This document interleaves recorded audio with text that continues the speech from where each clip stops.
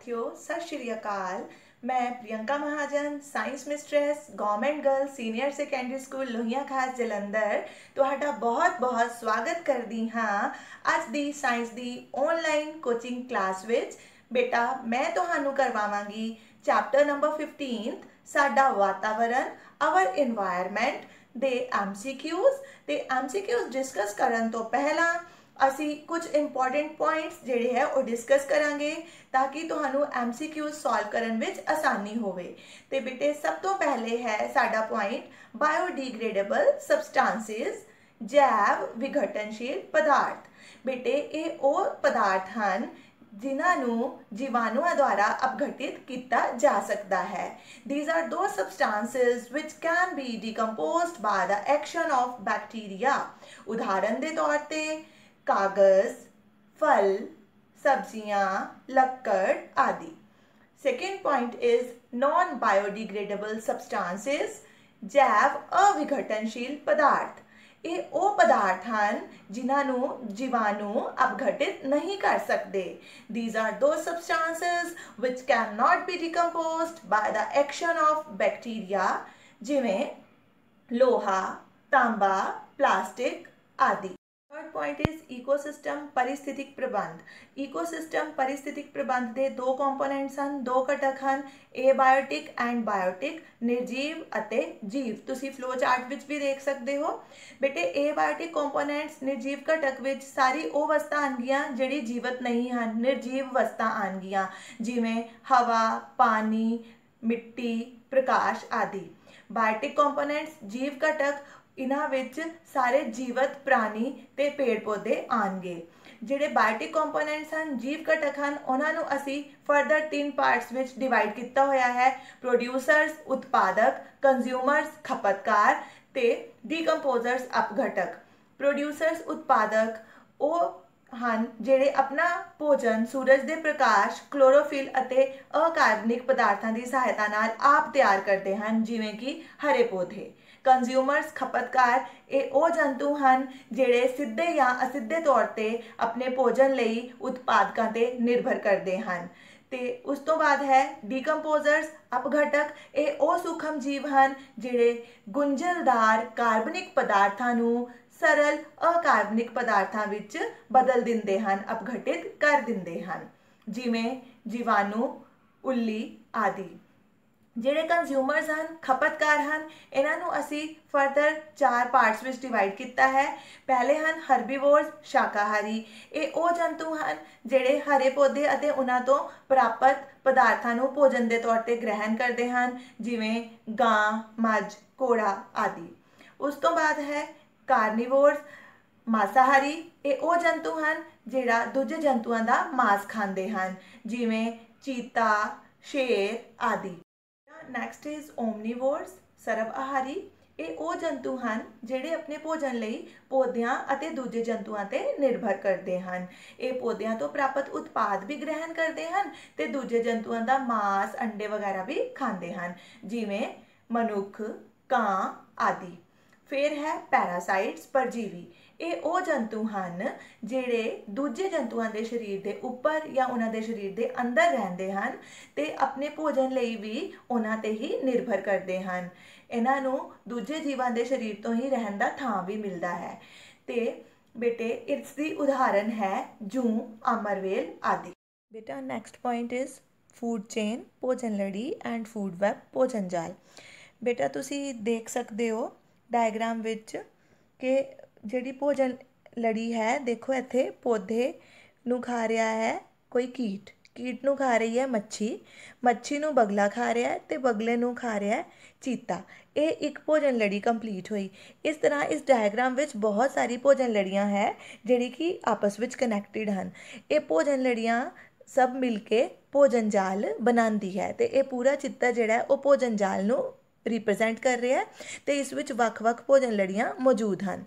उस तो बाद साडा नैक्सट टॉपिक है ट्रॉफिक लैवल्स आहारी पद्धर। ए थल्ले डायग्राम बनाया होया है, आहारी पद्धर दस्से इहदे विच। सब तो पहला जिहड़ा आहारी पद्धर है उस विच आंदे हैं प्रोड्यूसर्स उत्पादक जिवें कि हरे पौधे। दूजे आहारी पद्धर ते प्राइमरी कंज्यूमर्स पहले खपतकार आंदे हैं, इस विच शाकाहारी आ जाते हैं। ਤੀਜੇ ਆਹਾਰੀ ਪੱਧਰ ਤੇ ਸੈਕੰਡਰੀ ਕੰਜ਼ਿਊਮਰਸ ਦੂਜੇ ਖਪਤਕਾਰ ਆਉਂਦੇ ਹਨ। ਉਦਾਹਰਨ ਦੇ ਤੌਰ ਤੇ ਇਸ ਵਿੱਚ ਛੋਟੇ ਮਾਸਾਹਾਰੀ ਜੰਤੂ ਆ ਜਾਂਦੇ ਹਨ। ਤੇ ਤੀਜੇ ਖਪਤਕਾਰ ਜਿਹੜੇ ਹਨ ਟਰਸ਼ਰੀ ਕੰਜ਼ਿਊਮਰਸ, ਉਹ ਚੌਥੇ ਆਹਾਰੀ ਪੱਧਰ ਤੇ ਆਉਂਦੇ ਹਨ ਤੇ ਇਸ ਵਿੱਚ ਵੱਡੇ ਮਾਸਾਹਾਰੀ ਆ ਜਾਂਦੇ ਹਨ। ਉਸ ਤੋਂ ਬਾਅਦ ਹੈ ਓਜ਼ੋਨ ਲੇਅਰ, ਓਜ਼ੋਨ ਪਰਤ। ਤੁਹਾਨੂੰ ਪਤਾ ਹੈ ਇਹ ਨੀਲੇ ਰੰਗ ਦੀ ਗੈਸ ਹੈ ਜਿਸ ਨੇ ਧਰਤੀ ਨੂੰ ਚਾਰੋਂ ਪਾਸਿਓਂ ਘੇਰਿਆ ਹੋਇਆ ਹੈ। ਇਹ ਕਦੋਂ ਬਣਦੀ ਹੈ? It is formed by the action of UV rays on oxygen. Oxygen ਤੇ ਪਰਾਵੈਂਗਨੀ ਵਿਕਰਨ ਦੇ ਪ੍ਰਭਾਵ ਦੇ ਕਾਰਨ ਇਹ ਬਣਦੀ ਹੈ ਓਜ਼ੋਨ, ਤੇ ਇਹ ਸਾਨੂੰ ਪਰਾਵੈਂਗਨੀ ਵਿਕਰਨ ਦੇ ਦੁਸ਼ਪ੍ਰਭਾਵ ਤੋਂ ਵੀ ਬਚਾਉਂਦੀ ਹੈ, ਸਾਨੂੰ ਚਮੜੀ ਦੇ ਕੈਂਸਰ ਤੋਂ ਵੀ ਬਚਾਉਂਦੀ ਹੈ ਤੇ ਇਹ ਪਰਾਵੈਂਗਨੀ ਕਿਰਨਾਂ ਨੂੰ ਧਰਤੀ ਤੇ ਆਉਣ ਤੋਂ ਰੋਕਦੀ ਹੈ। ਤੇ ਹੁਣ ਇਹ ਪਰਤ ਨਸ਼ਟ ਹੋ ਰਹੀ ਹੈ, ਉਸ ਦਾ ਮੁੱਖ ਕਾਰਨ ਹੈ CFC ਕਲੋਰੋਫਲੋਰੋਕਾਰਬਨ ਦੀ ਵਰਤੋਂ। ਬੇਟਾ ਹੁਣ ਅਸੀਂ ਆਪਣੇ MCQ ਸ਼ੁਰੂ ਕਰਨੇ ਆ।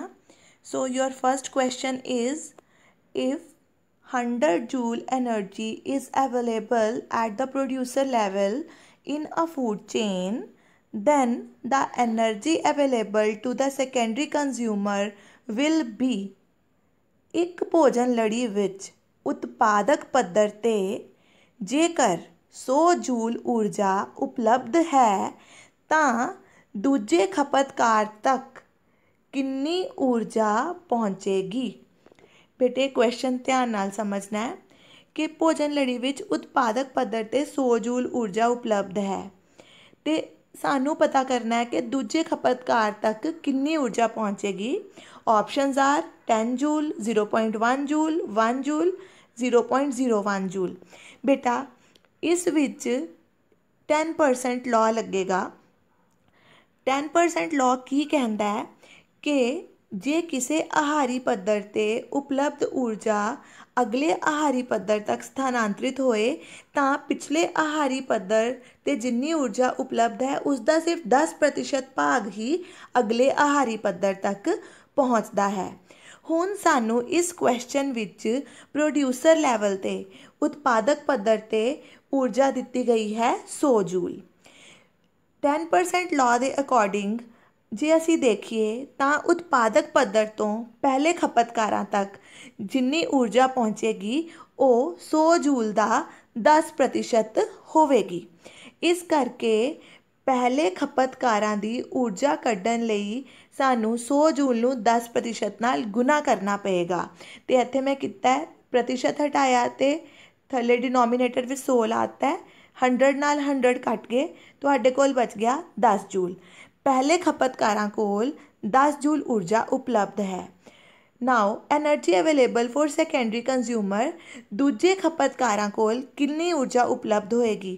ਹੁਣ ਦੂਜੇ ਖਪਤਕਾਰਾਂ ਕੋਲ ਪਹਿਲੇ ਖਪਤਕਾਰਾਂ ਦੀ ਊਰਜਾ ਦਾ 10% ਭਾਗ ਪਹੁੰਚੇਗਾ। ਪਹਿਲੇ ਖਪਤਕਾਰ ਦੀ ਊਰਜਾ ਹੈ 10 ਜੂਲ ਤੇ ਉਸ ਦਾ 10% ਤੁਸੀਂ ਕੱਢਣਾ ਹੈ।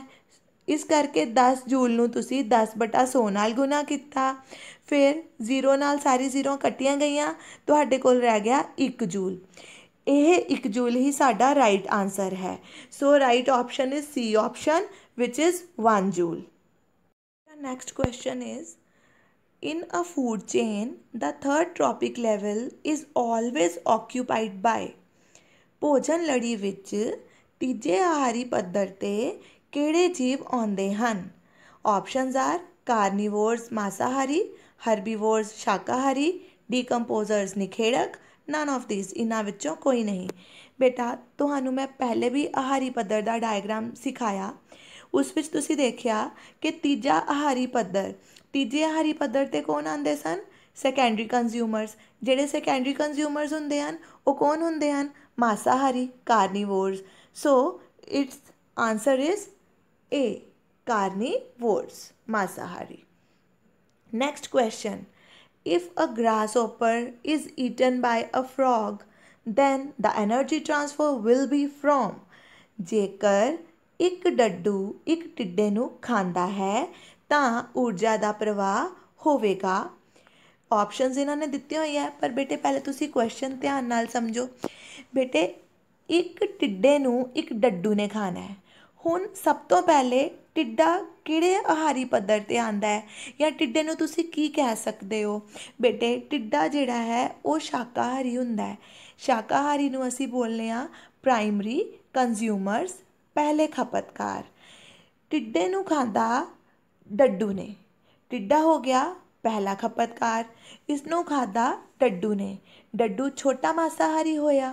डड्डू हो गया साडा सैकेंडरी कंज्यूमर, मतलब दूजा खपतकार। हुण पहले खपतकार नूं दूजे खपतकार ने खादा, तां ऊर्जा का स्थानांतरण भी पहले खपतकार तो दूजे खपतकार तक होया। ते C option is right option. Primary consumer to secondary consumer, पहले खपतकार तो दूजे खपतकार वल ऊर्जा का स्थानांतरण होया। बेटा next question is the substance which is mainly responsible for the depletion of ozone layer is. किस पदार्थ की वरतों के कारण ओजोन परत नष्ट हो रही है। Options are CFC chlorofluorocarbon, B option is methane, C is oxygen and D option is DDT। बेटे ये मैं तुहानू पहले भी दसिया सी, क्लोरोफ्लोरोकार्बन की वरतों के कारण ओजोन परत जिहड़ी है वो नष्ट हो रही है। So right option is A option CFC। Next question, which radiations are responsible for conversion of oxygen into ozone। किहड़े विकिरण के प्रभाव के कारण ऑक्सीजन अणुओं तो ओजोन बनती है। Options are gamma radiations, infrared radiations, ultraviolet radiations, cosmic radiations. बेटे ये तो पता है अल्ट्रावायलेट रेडिएशंस पराबैंगनी विकिरण के प्रभाव के कारण जी ओजोन है वो बनती है ऑक्सीजन अणुओं तो। So right option is C option ultraviolet radiations. बेटे next question is in trophic levels of the ecosystem the greatest number is of the.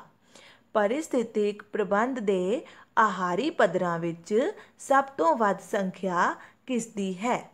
Options are producers उत्पादक, प्राइमरी कंज्यूमर्स पहले खपतकार, सैकेंडरी कंज्यूमर्स दूजे खपतकार, tertiary consumers तीजे खपतकार। बेटा इस क्वेश्चन के आंसर लिए तो एक चीज़ पता होनी चाहिए कि जिन्ना लोअर ट्रॉफिक लैवल होएगा उन्ना ही वध उस लैवल ते उपलब्ध जीवां की संख्या होवेगी। हुण जिन्ने भी सानू ऑप्शनस दिते है इन्हां विचों सब तो लोअर ट्रॉफिक लैवल सब तो हेठां वाला जिहड़ा आहारी पद्धर है वो है उत्पादक।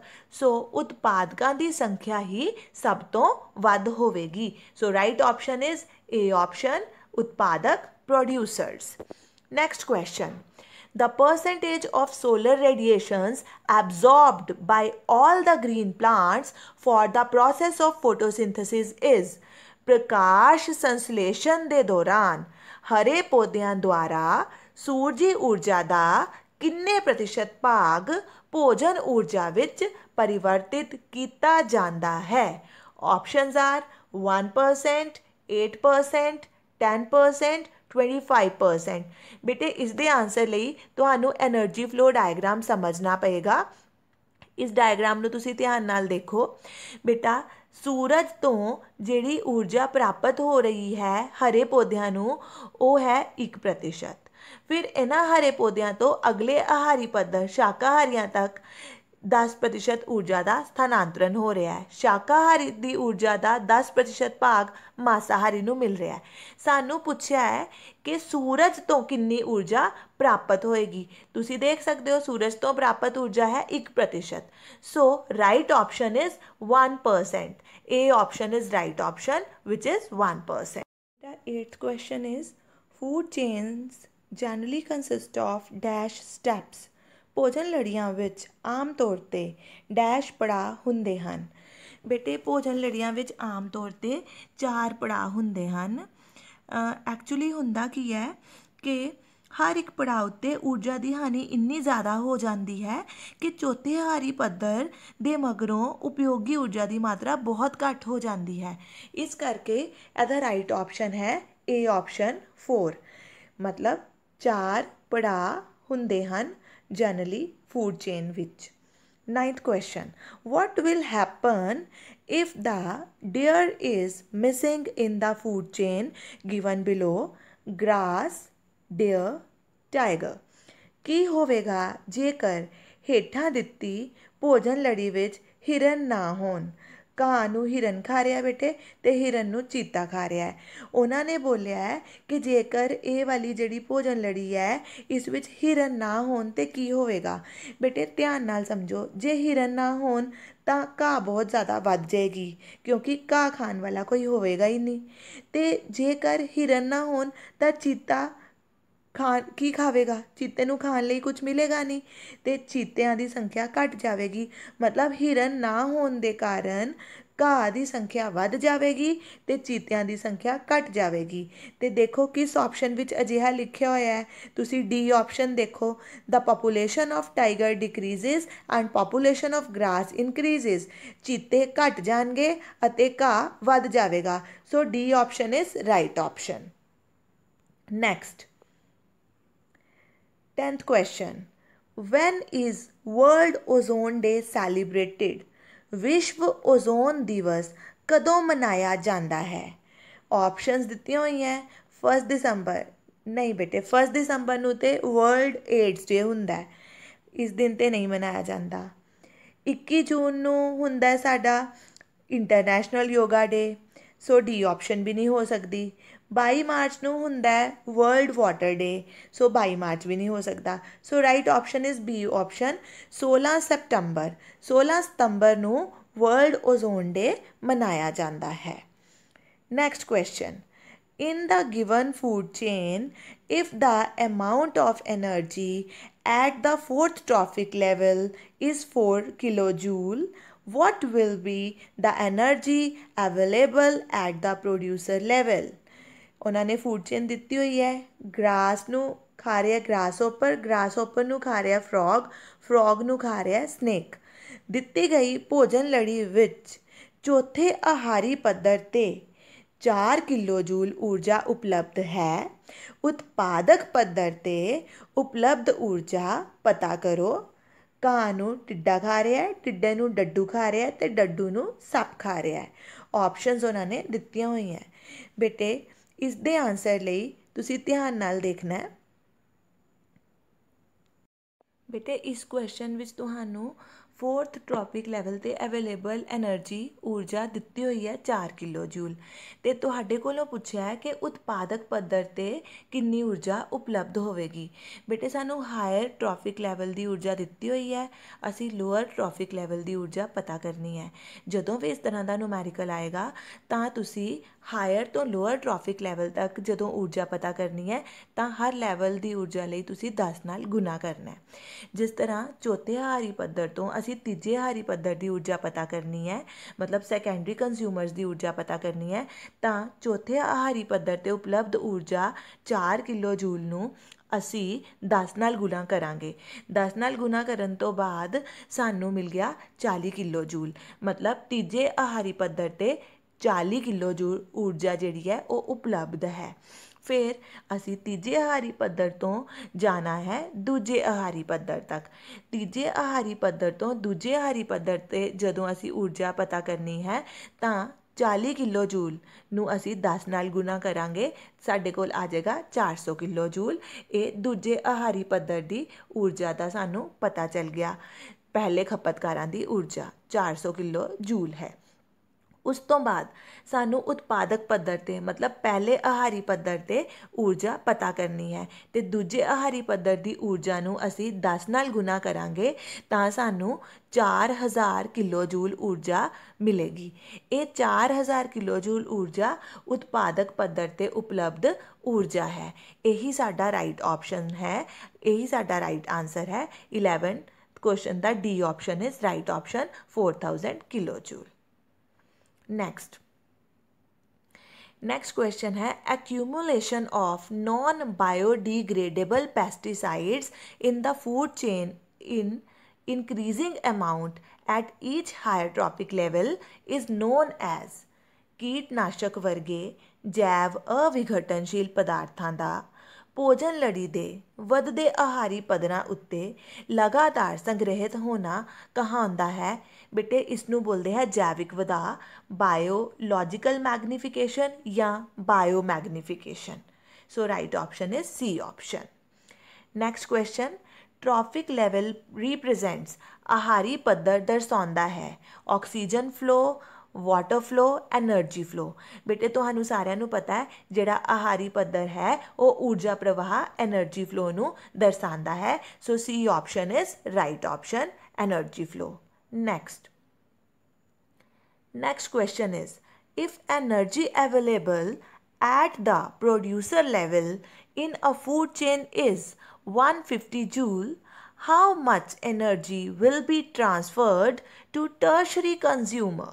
ਜੇਕਰ ਉਤਪਾਦਕ ਪੱਧਰ ਤੇ ਉਪਲਬਧ ਊਰਜਾ 150 ਜੂਲ ਹੈ ਤਾਂ ਤੀਜੇ ਖਪਤਕਾਰ ਤੱਕ ਕਿੰਨੀ ਊਰਜਾ ਪਹੁੰਚੇਗੀ। ਬੇਟੇ ਇਸ ਤਰ੍ਹਾਂ ਦਾ ਨੂਮੈਰੀਕਲ ਅਸੀਂ ਸਭ ਤੋਂ ਪਹਿਲੇ ਕੀਤਾ ਸੀ। ਹੁਣ ਦੇਖੋ ਸਾਨੂੰ ਉਤਪਾਦਕ ਪੱਧਰ ਦੀ ਊਰਜਾ ਦਿੱਤੀ ਹੋਈ ਹੈ 150 Joule, energy at producer level 150 Joule ਦਿੱਤੀ ਹੋਈ ਹੈ। ਅਤੇ ਸਾਡੇ ਕੋਲ ਉਹਨਾਂ ਨੇ ਪੁੱਛਿਆ ਹੈ ਕਿ ਟਰਸ਼ਰੀ ਕੰਜ਼ਿਊਮਰ ਤੀਜੇ ਖਪਤਕਾਰਾਂ ਕੋਲ ਕਿੰਨੀ ਊਰਜਾ ਪਹੁੰਚੇਗੀ। ਬੇਟੇ ਹੁਣ ਲੋਅਰ ਤੋਂ ਅੱਪਰ ਲੈਵਲ ਤੱਕ ਪੁੱਛ ਲਈ ਹੈ ਊਰਜਾ। ਜਦੋਂ ਲੋਅਰ ਤੋਂ ਅੱਪਰ ਲੈਵਲ ਤੱਕ ਅਸੀਂ ਊਰਜਾ ਕੱਢਣੀ ਹੈ ਤਾਂ 10% ਨਾਲ ਮਲਟੀਪਲਾਈ ਕਰਨਾ ਹੈ। ਸੋ ਸਾਨੂੰ ਉਤਪਾਦਕ ਪੱਧਰ 'ਤੇ 150 ਜੂਲ ਊਰਜਾ ਦਿੱਤੀ ਹੋਈ ਹੈ ਅਤੇ ਟਰਸ਼ਰੀ ਲੈਵਲ ਤੱਕ ਪਹੁੰਚਣ ਲਈ ਸਾਨੂੰ ਸਾਰੇ ਲੈਵਲ ਤੋਂ ਕ੍ਰੋਸ ਹੋਣਾ ਪੜੇਗਾ। ਅਤੇ ਇਸ ਕਰਕੇ ਪ੍ਰਾਇਮਰੀ ਕੰਜ਼ਿਊਮਰ ਪਹਿਲੇ ਖਪਤਕਾਰਾਂ ਕੋਲ ਕਿੰਨੀ ਊਰਜਾ ਹੋਏਗੀ, 150 ਦਾ 10% ਅਤੇ 150 ਨੂੰ ਤੁਸੀਂ 10% ਨਾਲ ਗੁਣਾ ਕੀਤਾ, ਪ੍ਰਤੀਸ਼ਤ ਹਟਾਇਆ ਅਤੇ 10/100 ਹੋ ਗਿਆ। 0 ਨਾਲ 0 ਕੱਟੀਆਂ ਗਈਆਂ, ਤੁਹਾਡੇ ਕੋਲ ਪ੍ਰਾਇਮਰੀ ਕੰਜ਼ਿਊਮਰ ਲੈਵਲ 'ਤੇ ਪਹਿਲੇ ਖਪਤਕਾਰਾਂ ਕੋਲ 15 ਜੂਲ ਊਰਜਾ ਹੋ ਗਈ। ਹੁਣ ਪਹਿਲੇ ਖਪਤਕਾਰਾਂ ਤੋਂ ਦੂਜੇ ਖਪਤਕਾਰਾਂ ਤੱਕ ਕਿੰਨੀ ਊਰਜਾ ਦਾ ਸਥਾਨਾਂਤਰਨ ਹੋਇਆ। ਇਹ ਪਹਿਲੇ ਖਪਤਕਾਰਾਂ ਦੀ ਊਰਜਾ ਦਾ 10%, 10% ਗੁਣਾ 15, 10/100 ਗੁਣਾ 15 ਅਤੇ 0 ਨਾਲ 0 ਕੱਟੀ ਗਈ, 15/10 ਪੁਆਇੰਟ ਤੁਸੀਂ ਲਾਤਾ, 1 0 ਹੈ ਥੱਲੇ ਅਤੇ ਰਾਈਟ ਸਾਈਡ ਤੋਂ ਤੁਸੀਂ ਇੱਕ ਡਿਜਿਟ ਛੱਡ ਕੇ 1.5 ਜੂਲ ਤੁਹਾਡੀ ਊਰਜਾ ਜਿਹੜੀ ਹੈ ਦੂਜੇ ਖਪਤਕਾਰਾਂ ਕੋਲ ਉਪਲਬਧ ਹੋ ਗਈ। ਬੇਟੇ ਹੁਣ ਤੀਜੇ ਖਪਤਕਾਰ ਟਰਸ਼ਰੀ ਕੰਜ਼ਿਊਮਰ ਕੋਲ ਕਿੰਨੀ ਊਰਜਾ ਹੋਏਗੀ, 1.5 ਦਾ 10%, ਮਤਲਬ 10/100 ਗੁਣਾ 1.5 ਅਤੇ 1 0 ਨਾਲ 1 0 ਕੱਟ ਗਈ, 1.5/10 ਅਤੇ ਪੁਆਇੰਟ ਲਾ ਦਿਓ ਬੇਟੇ। ਰਾਈਟ ਸਾਈਡ ਤੋਂ ਤੁਸੀਂ ਇੱਕ ਡਿਜਿਟ ਹੋਰ ਛੱਡ ਦਿਓ, ਤੁਹਾਡੇ ਕੋਲ ਆ ਜਾਏਗਾ answer 0.15 Joule. So right option is D option which is 0.15 Joule. Next, what is the full form of DDT? DDT ਦਾ ਪੂਰਾ ਨਾਂ ਦੱਸੋ। ਬੇਟੇ DDT ਦਾ ਪੂਰਾ ਨਾਂ ਹੈ ਡਾਈਕਲੋਰੋ ਡਾਈਫਿਨਾਈਲ ਟਰਾਈਕਲੋਰੋ ਇਥੇਨ। ਹੁਣ ਦੇਖੋ ਇਹ ਕਿਹੜੀ ਆਪਸ਼ਨ ਵਿੱਚ ਲਿਖਿਆ ਹੈ। ਪਹਿਲੇ ਡੀ ਤੋਂ ਹੈ ਡਾਈਕਲੋਰੋ, ਦੂਜੇ ਡੀ ਤੋਂ ਹੈ ਡਾਈਫਿਨਾਈਲ ਅਤੇ ਟੀ ਤੋਂ ਹੈ ਟਰਾਈਕਲੋਰੋ ਇਥੇਨ। ਇਹ ਆਪਸ਼ਨ ਵਿੱਚ ਲਿਖਿਆ ਹੈ ਅਤੇ ਬੇਟੇ ਇਹ option is right option. Last question. In the given figure, instead of straight line chain, the relationship can be shown as a series of branching lines called dash. ਦਿੱਤੇ ਗਏ ਚਿੱਤਰ ਵਿੱਚ ਇੱਕ ਸਰਲ ਰੇਖੀ ਲੜੀ ਦੀ ਥਾਂ 'ਤੇ ਸ਼ਾਖਾਦਾਰ ਲੜੀਆਂ ਦਾ ਇੱਕ ਜਾਲ ਬਣਦਾ ਹੈ ਜਿਸ ਨੂੰ ਕਹਿੰਦੇ ਹਨ। ਬੇਟੇ ਇਹ ਸਟਾਰਟਿੰਗ ਵਿੱਚ, ਇਸ ਲੈਕਚਰ ਦੇ ਸਟਾਰਟਿੰਗ ਵਿੱਚ ਮੈਂ ਤੁਹਾਨੂੰ ਡਾਇਗਰਾਮ ਸਮਝਾਇਆ ਸੀ। ਇਹ ਕਿਹਦਾ ਡਾਇਗਰਾਮ ਹੈ? ਇਹ ਭੋਜਨ ਜਾਲ ਦਾ ਡਾਇਗਰਾਮ ਹੈ, food web. So right option is B option. ਬੇਟਾ ਉਮੀਦ ਕਰਦੀ ਹਾਂ ਕਿ ਅੱਜ ਦਾ ਟੌਪਿਕ ਤੁਹਾਨੂੰ ਬਹੁਤ ਚੰਗੀ ਤਰ੍ਹਾਂ ਸਮਝ ਆ ਗਿਆ ਹੋਵੇਗਾ ਅਤੇ ਹੁਣ ਤੁਹਾਡੇ ਲਈ ਹੋਮਵਰਕ ਹੈ। ਤੁਸੀਂ ਸਭ ਤੋਂ ਪਹਿਲੇ ਆਪਣਾ ਚੈਪਟਰ ਨੰਬਰ 15 ਬੁੱਕਸ ਵਿੱਚੋਂ ਚੰਗੀ ਤਰ੍ਹਾਂ ਰੀਡ ਕਰ ਲੈਣਾ ਹੈ। ਉਸ ਤੋਂ ਬਾਅਦ ਬੇਟਾ ਤੁਸੀਂ ਸਾਰੇ ਇੰਪੋਰਟੈਂਟ ਪੁਆਇੰਟਸ ਰਿਵਾਈਜ਼ ਕਰ ਲੈਣੇ ਹੈ ਅਤੇ ਅੱਜ ਜਿਹੜੇ 16 MCQs ਤੁਹਾਨੂੰ ਮੈਂ ਕਰਵਾਏ ਹੈ ਇਹਨਾਂ ਨੂੰ ਘੱਟੋ ਘੱਟ ਤੁਸੀਂ 2 ਵਾਰ ਬਿਨਾਂ ਦੇਖੇ ਆਪਣੀ ਕਾਪੀ ਵਿੱਚ ਜ਼ਰੂਰ ਸੋਲਵ ਕਰਨਾ ਹੈ। ਲਾਸਟ ਵਿੱਚ ਇਹੀ ਕਹਾਂਗੀ ਕਿ ਆਪਣੇ ਏਮ ਦੇ ਲਈ ਫੋਕਸਡ ਰਹੋ, ਹਾਰਡ ਵਰਕ ਕਰੋ, ਤੁਹਾਨੂੰ ਸਕਸੈਸ ਜ਼ਰੂਰ ਮਿਲੇਗੀ। All the best for your future examination. Thank you very much.